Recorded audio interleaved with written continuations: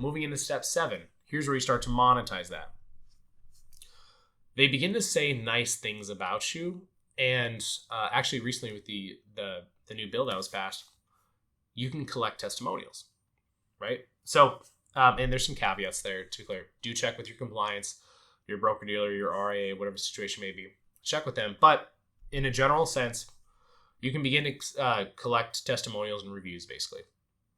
That first 60 to 90 days is critical.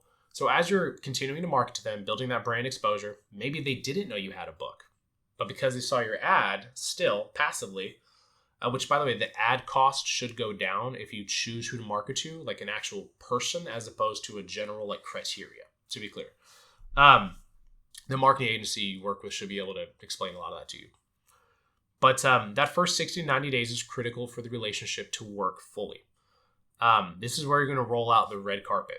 Your goal for that first 2 to 3 months is to wow them, like blow them away. You've passed the buyer's remorse test at this point because they're a client, but think about how many times you've, like for example, you've gone to a new dentist, or maybe you've, got a new doctor, or maybe you work with a new accountant for your own personal stuff, whatever it may be. Typically that first 60 to 90 days, like that's going to be where you choose, like, did I make a good decision? Did I not? If it was a big money decision, like maybe you chose to work with a new accountant, you're going to be thinking like, should I go back? Should I stay? Like your clients are going to be doing something similar. Did I make the right choice? Do I like them? Do I still like them? Do I still like the plan? You're not going to see a lot of retention in that first 60 to 90 days because most people won't leave right away, but they're going to make the mental decision of, yes, they made a good decision, or they're kind of on the fence. So, wow them. Continue with the digital marketing. Wow them. Like, stay in front of them. The final phase here is phase number 8. They refer people to you. And it's your digital ads and your advertisements that prompt that. Really, like a simple example of this, Sandy Sue becomes a client. And again, it started with the college funding advertisements. They downloaded the piece, which, by the way, the more someone downloads something, it doesn't necessarily mean they're more interested. What it means is that they're just happy to click and happy to share their information. But after they become a client, the mentality shifts from the call to action to the more brand builder and the exposure situation. Your digital advertisements are going to shift to, again, we'll talk about like the books and the podcast, continue to do that, but it's going to shift to things like join us for our upcoming, XYZ event. And having like the disclaimer piece, or the description piece of open to clients and those who are not clients. You can use different terminology there. You might have your own specific terms you like to use for your firm, but the goal is you want to have your clients know that they could attend it. Now there's like a tightrope you'll have to walk here, and if you have a team, you'll want to talk to them about this, between like allowing a certain amount of your clients to attend your workshops and your seminars, etc. Ideally, you never have your clients attend a seminar where you pay for food, at least like per plate. We don't want to mess with that. We want to leave that open for our prospects. But if it's like an educational workshop, especially if it's at your office, that's its own entirely separate marketing funnel. But if it's like at a library, or maybe it's a junior college or a college, or something like that, a community center, a church, make sure the clients know that they can still attend.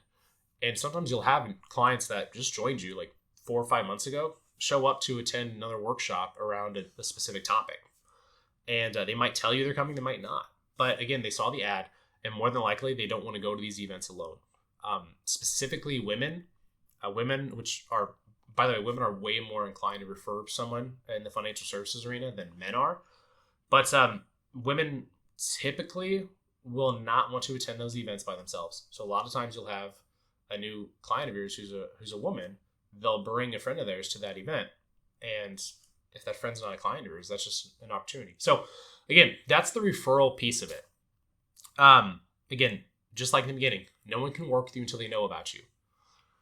When you stay in front of a new client and you continually make that experience really great, you're going to just increase your chances of gaining referrals. And as simple as it might sound, that little ad placement you had where you reminded your client on as they were scrolling through Facebook at 10 o'clock at night, catching up on their friends and their grandkids, when they saw, oh, right, so-and-so is hosting that, I don't know what you want to call it, that Valentine's Day event that's coming up. I've got a couple of friends who would go to that. It's a great opportunity. It's not going to hurt. Because again, you're shifting your focus from call to actions to brand building. Where it will hurt is if you do continue to do call to actions. That's going to be our phases for digital marketing, specifically as a financial advisor. To recap those 8 phases. Number 1, they are aware of your business and your brand. Number 2, they engage with your advertisements and your content. Number 3, they trade their information for your value. Number 4, they see you and you see them, whether it's in person or over webinar. Number 5 is they like your offer. They decide they like your offer and they set an appointment.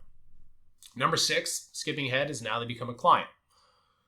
Number 7 is they begin to say nice things about you, testimonials, reviews. They just give you general feedback. And then finally, they refer people to you. After you get that first referral, it's okay to dial back the digital marketing, because that's when digital marketing, the life cycle of the lead it's done probably more than what you would expect it to, but that's the framework you want to follow.